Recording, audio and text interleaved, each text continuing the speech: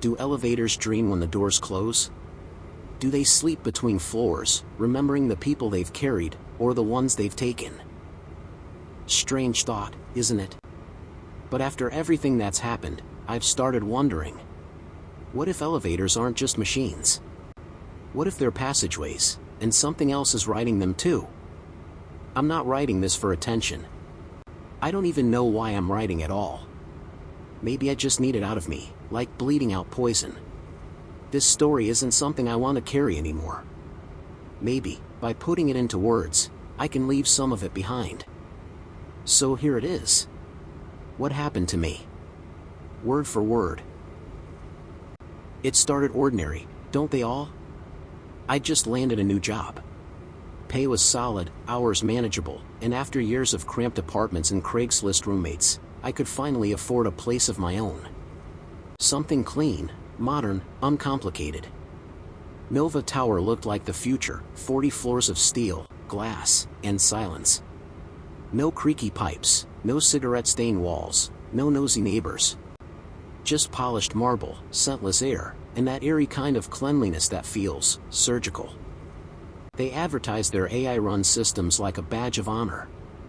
Climate control, automatic blinds, smart lighting that matched your circadian rhythm. But what caught my eye was the elevator. No buttons, the leasing agent had said, beaming like it was the cure for cancer.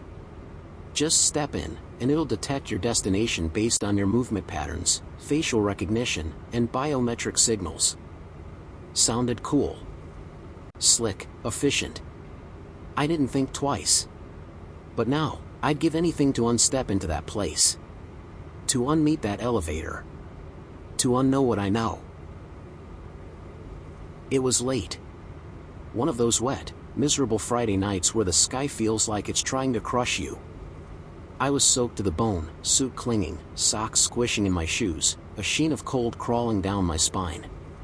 All I wanted was a hot shower and the mindless hum of late-night TV. I nodded at the night concierge as I passed. He didn't nod back. Just stared. Eyes bloodshot. Jaw clenched. Hands gripping the counter like it was holding him down. I hesitated. Only for a second. Then shook it off. Whatever. Maybe he was having a bad night. The elevator opened with a sound like a sigh, low and long, not quite mechanical. I stepped in, ready to zone out. But something on the floor caught my eye. A slip of paper. Lying dead center in the middle of the floor, water-warped, ink bleeding at the edges. I picked it up, expecting trash, maybe a lost grocery list. Instead, I read it under the flickering light. Rules for using the elevator after 10 p.m. Only ride to even-numbered floors. Do not speak, even if someone talks to you. If the elevator stops at floor 13, do not exit. Close your eyes and wait. If the elevator asks you a question, do not answer. Leave immediately if someone steps in without a reflection. If your reflection is wrong, blink until it looks normal again. I snorted. Urban legends in Helvetica. I remember smiling. One of those weak, half laughs you make when you're alone and weirded out. But something about the way it was written, the shaky handwriting, the way "do not exit" was underlined 3 times, made my skin crawl a little. I checked my watch. 10:07 p.m. Maybe someone was just messing around. Cute prank. Halloween must have come early. Whatever. Still, I folded the paper and slipped it into my jacket pocket. Some part of me, a smaller, quieter part, didn't want to just toss it. Not yet. The doors slid shut. Smooth. Silent. The elevator started moving. Nothing happened. I got off on floor 12. My apartment. Warm light. White walls. Normal. But now, I look back at that moment like it was the last time I stood on safe ground. They say curiosity is a slow kind of death. Not sharp and quick, but a whisper, a tug, a splinter beneath the skin. 3 nights later, it whispered again. It was almost midnight. I'd stayed late at work. The rain was back, angrier this time. Like the sky was trying to peel the city open. The city outside was still soaked, streets gleaming like oil, air thick and heavy with that end-of-storm stillness. I was tired.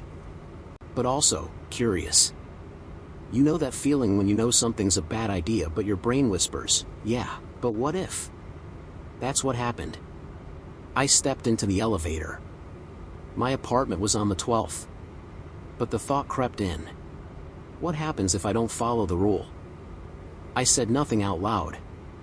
Just stared at the black glass panel above the door. 15, I thought. I wanted to see what was on the 15th. There was a rooftop lounge, supposedly gorgeous views. I hadn't checked it out yet. So, I stepped in and waited. The elevator accepted the command. No sound.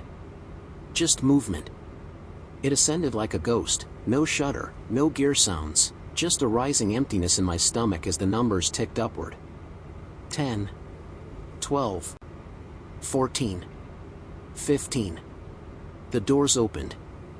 And the rooftop lounge was gone. Black. Not dim. Not poorly lit. Black. The kind of black that has depth. That feels like it's breathing. I stepped forward instinctively, as if testing if the floor still existed. The air was freezing. A cold that bypassed my skin and latched straight onto my bones. "Hello?" I said. My voice sounded wrong. Too loud. Too swallowed. No answer. Just my own voice echoing back, flat and dead. Then, tap, tap, tap. Footsteps echoed, just behind me. Deliberate, soft and slow. I spun. No one. The sound stopped. The silence screamed. Then, tap, tap, tap, again, closer this time. My heart beat like a sledgehammer. I turned again. Still nothing. But it felt like the dark itself had teeth. I backed away, breath short. I could feel it. The eyes. Watching. Smiling. Not with kindness. No. I lunged for the elevator, slamming my hand against the inside wall like it was a lifeline. The doors slid shut. The elevator dropped. And that's when I looked in the mirror. My reflection wasn't right. It looked like me. Wore my soaked coat. Had my nervous stance. But the eyes were hollow. And the mouth. The mouth smiled. Not in joy. Not even in madness. It was a knowing smile. Like it had seen what I hadn't yet. Like it was waiting for me to catch up. I blinked. And everything snapped back to normal. The mirror showed me. Just me. Sweating. Pale. Shaking. But that was not a relief, it was worse. It meant something had gotten in. When the doors opened to floor 12, I didn't walk, I ran. Keys trembling in my hand. Door slammed. Locks clicked. Lights on. All of them. TV volume max just to fill the air with anything. I didn't sleep that night. But that was only the beginning. Days passed. But something had shifted in me. I started avoiding the elevator like it owed me money. Took the stairs. Faked phone calls in the lobby.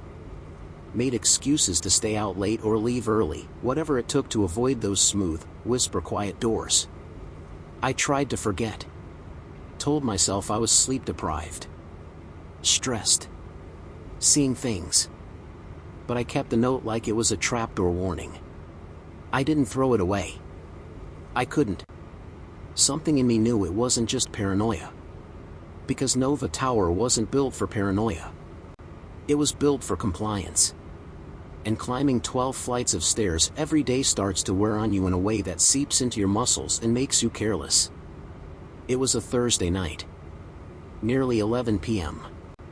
I had my laptop in one hand, a coffee in the other. I gave in again. Late shift. Rain again. Exhausted. My logic overpowered the fear, it was just a glitch. A fluke. An overactive imagination. Right? The elevator sat in wait like a predator with a velvet grin. I stepped in. The doors closed behind me like a secret being kept. The usual synthetic voice came to life. "Good evening, Liam." Polite. Crisp. Neutral. "Evening," I muttered back, half out of habit. The elevator hummed softly. Began its ascent. But then, halfway up, it stopped. Not a gradual slowdown. Not the smooth deceleration I'd grown used to. It halted. Hard. Like the air itself had seized. The lights flickered. Once. Twice. Then dimmed to a dull, sickly yellow. And the voice returned. But different this time. Lower. Closer. More human. "Liam." I felt the blood drain from my face. The voice was almost gentle, like a lover waking you from a nightmare. "Do you trust me?" I didn't answer. Couldn't. My jaw locked tight, throat dry as dust. The silence after the question was unbearable. Not quiet, expectant. Like something was watching and waiting. Leaning in. Breathing down my neck. Then again, slower this time. "Liam, do you trust me?" The air thickened. My heartbeat thundered in my ears. I felt like I was shrinking inside my skin. I wanted to scream, but all I could manage was a whisper. "No." And everything went black. I felt it before I heard it. The sensation of falling. A sudden, violent drop, like the floor had just given up. The lights died completely. The elevator screamed, a deep, metallic howl like it was being torn apart from the inside. I crashed into the ceiling, then the floor, then the wall, tumbling weightless in all directions at once. My hands clawed at cold steel. My knees slammed against the ground. My head struck something hard. Still falling. Still falling. Still. Suddenly, silence. The elevator shuddered. Stopped. Then, the doors slid open like nothing had happened. Floor 12. Lights normal. Lobby music playing softly through the speakers like I hadn't just stared into the throat of hell. I crawled out. Couldn't even stand. My chest heaved. My hands wouldn't stop shaking. I gagged, dry heaving on the hallway floor. I stumbled back to my apartment and didn't come out for 2 days. But after that night, I swore I'd never ride the elevator past 10 again. I tried taking the stairs for a while. 12 floors. Not fun. But better than being trapped in that steel coffin with a voice that knew my name. At first, I thought I could just avoid it. Use it only during the day. Follow the rules. Stay safe. But the building didn't care. The rules? They weren't safeguards. They were agreements. You break them, even by accident, and something not human notices. And it doesn't forget. Subtle things started shifting. My apartment door would be ajar when I came home, even though I knew I'd locked it. The AI butler would glitch, calling me by the wrong name. "Hello, Mr. Anders," it'd say. But there was no Mr. Anders. The neighbors started acting strange too. I passed a woman on my floor, Mrs. Green, I think. Nice old lady, always wore bright lipstick. But her smile was off. Too wide. And she whispered, "Going down, Liam?" Just that. Not hi. Not good evening. Just that. I didn't respond. I didn't even breathe until I was back inside my apartment. I started leaving all the lights on. Music playing constantly. Anything to drown out the silence. But it kept seeping in. The building had a way of pressing against you. Like it was trying to get into you. I wish I could say I learned my lesson. But the tower, it doesn't let you forget. The elevator started showing up in my dreams. Always the same, doors opening onto a hallway that shouldn't exist. Flickering lights. Peeling wallpaper. and something standing at the far end, unmoving. Watching. Eventually, life forces you back into routine. Even nightmares can become familiar. I convinced myself I'd follow the rules. Never speak. Never go to odd floors. Never answer questions. One night, when I was exhausted, sleep-deprived and barely functioning, I told myself, just use the elevator. Follow the rules. You'll be fine. So I did. I waited until 9:40 p.m. Early enough, I thought. I stepped in that night, alone. Head down, mind blank. Floor 12, I said clearly. Just once. The elevator obeyed. Began to rise. The numbers blinked upward. 4, 6, 8. Then something changed. The panel flickered. Buzzed. The numbers scrambled. 8, 10, 12, 13. No. There's no 13th floor. There wasn't supposed to be a 13th floor. I stared in disbelief. The elevator slowed. Stopped. The doors slid open. What I saw, I still can't fully explain. The hallway stretched on forever. Walls the color of rot. Carpet worn to the threads. Water stains bleeding down the ceiling like veins. And at the end, a figure. Human-shaped. Completely still. Shrouded in shadows. Too far to see details, but close enough to feel. I didn't move. I didn't breathe. My instinct screamed, shut your eyes. Shut them. Don't look. So I did. Tight. Every muscle locked. The air changed. Grew heavy. Cold and wet, like fog creeping under my skin.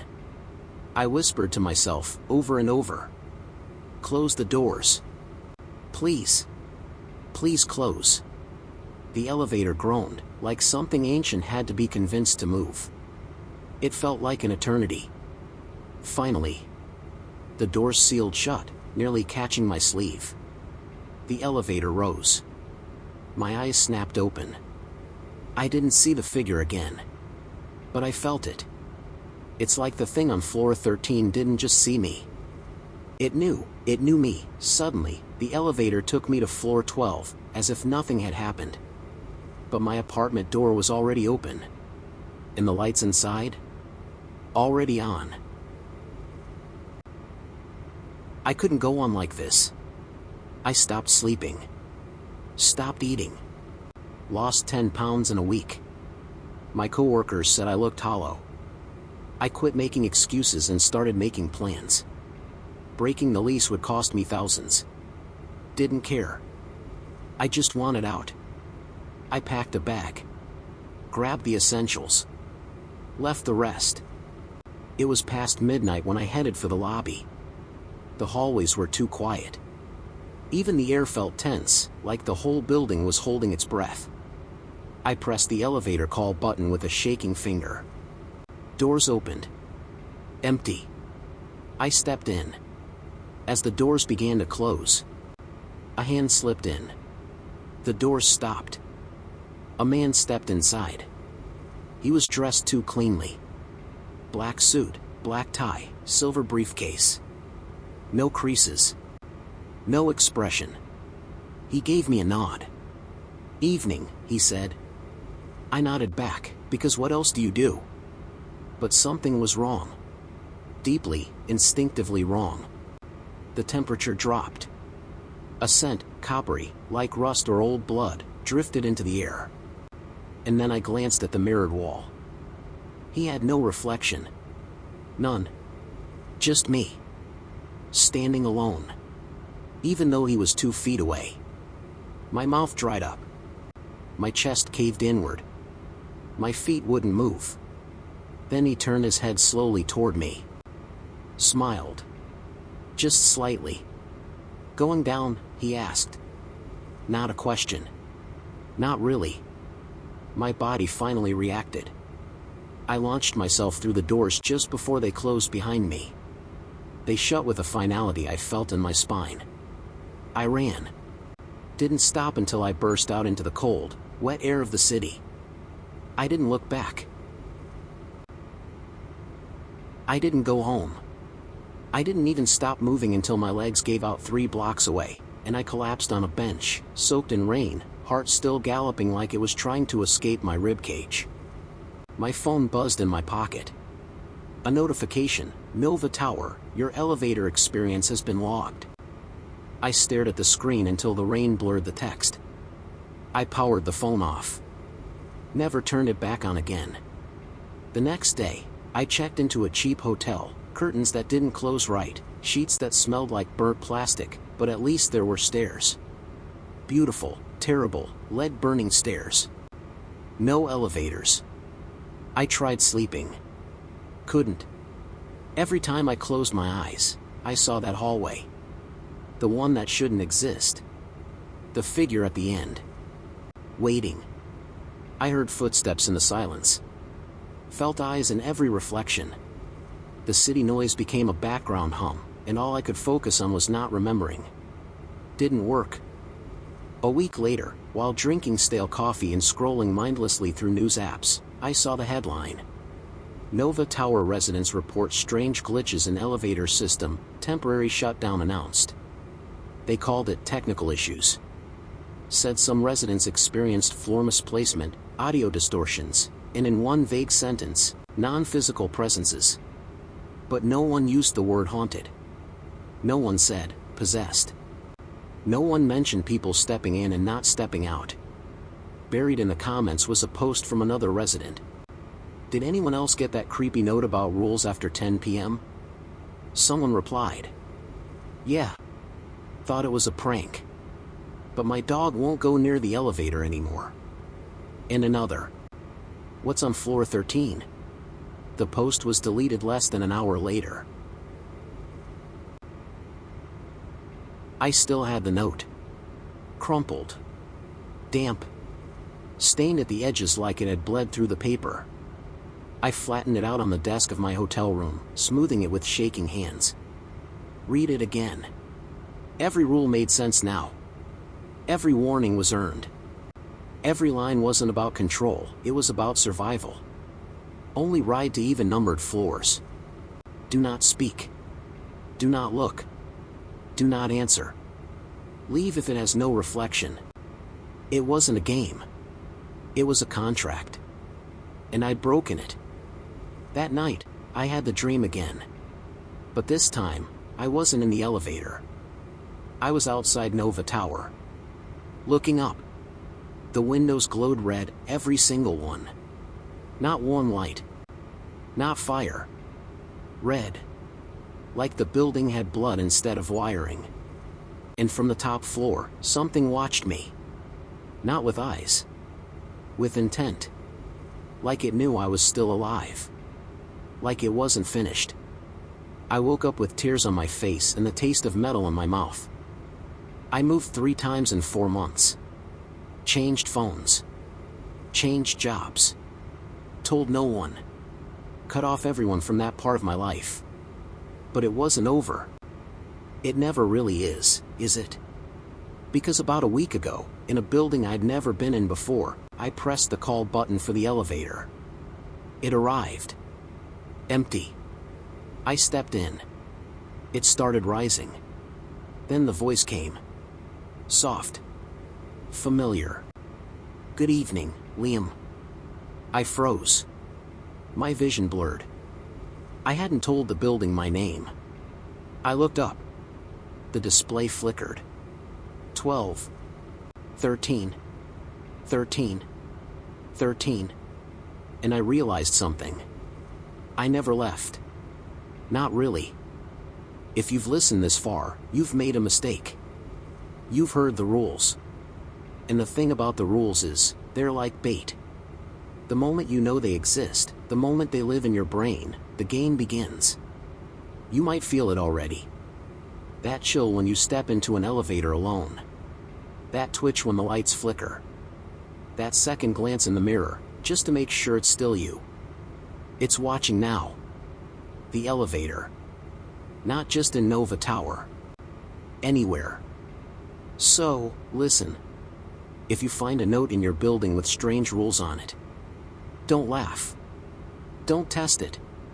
And whatever you do, don't get in after 10 p.m. Because once you know it's out there, once you break a rule, even once the elevator knows your name, it remembers you. It never forgets. So next time you're alone, next time you press a button, and the floor you land on isn't quite right, next time you hear a voice ask, "Do you trust me?" Don't answer. Just pray the doors open again.